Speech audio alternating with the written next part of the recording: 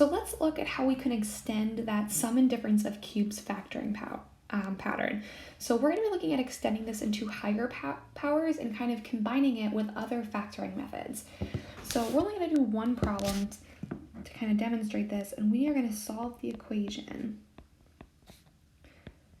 x to the 6th minus 64 is equal to 0. Right, so when you're looking at this, you might first be thinking, okay, well, 6 is not a power of 3, so this is not perfect cubes.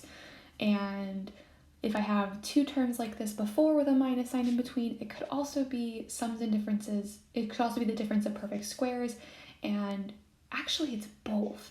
So you can do this problem two ways. So the way that I'm going to do it is kind of by demonstrating, I'm going to do difference of squares first, and then we're going to actually have to apply the sums and differences of cubes pattern. So let me show you what I mean by that. So we know that, right, this is a hidden difference of squares problem. Right, and what I mean by that is I can rewrite both of these things as perfect squares.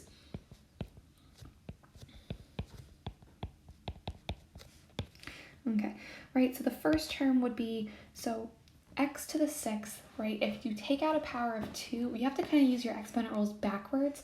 If I put x cubed in here, right, x cubed all squared, 3 times 2 gives me back the power of 6, and 64 is a perfect square, right? 8 squared is 64. So I'm going to apply our difference of squares pattern here. So remember, they're the exact same things, except you put opposite signs in the middle. So I'm just going to put x cubed in the first spot of both, and then 8 in the second spot. So now what's tricky about this problem, right, is both of these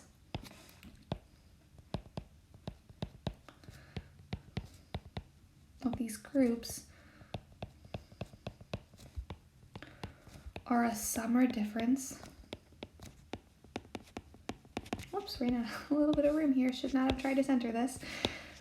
Of perfect cubes, right? So we can actually apply our SOFIS pattern to both of them. So what I'm going to do is I'm going to split this into two problems, right? Because when we're factoring and it's equal to 0, we're really just going to end up solving both of them equaling to 0 anyway.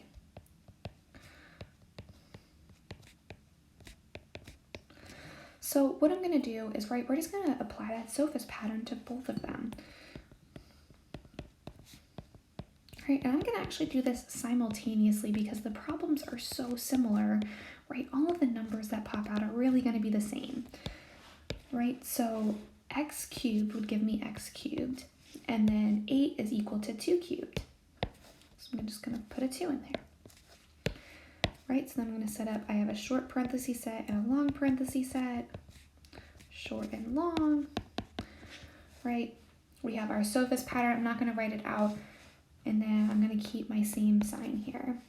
I'm going to keep my same sign over here, right? So now I'm just going to fill in the blanks. So I'm going to get x plus 2 times my first term squared, so x squared, and then opposite sign, so minus my first term times my second term,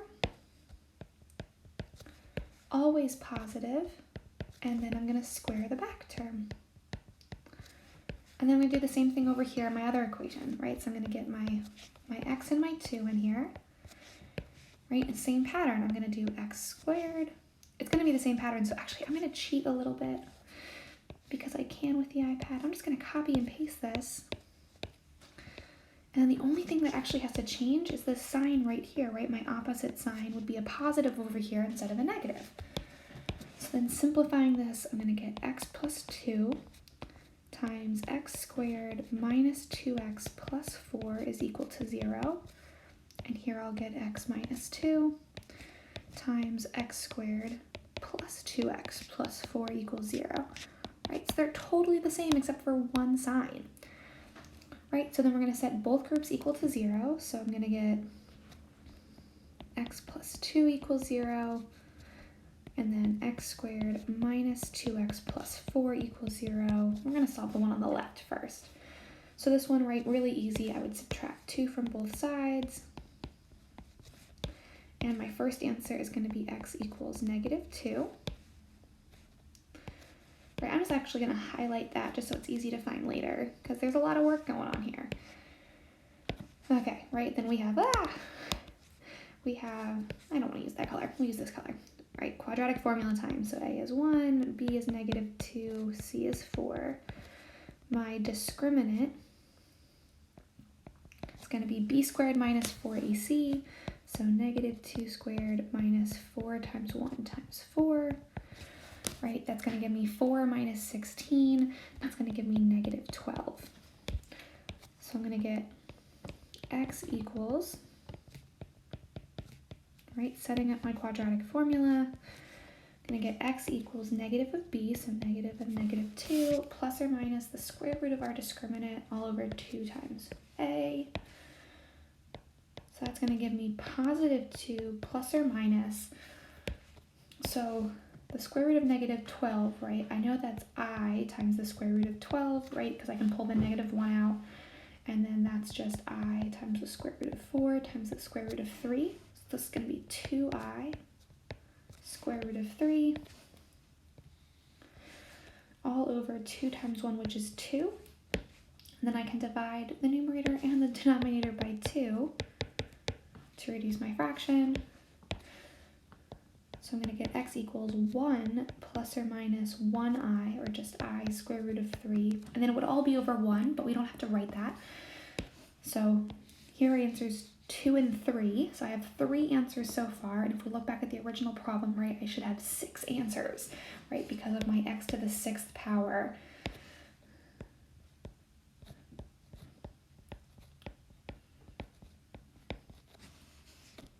Okay, so we're halfway there.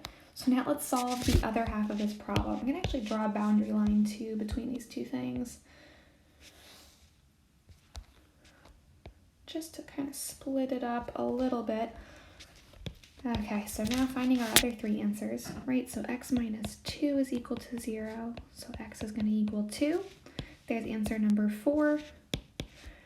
And then we have, I'll do this in dark green, right? Everything is the same over here except the b value is +2 instead of -2.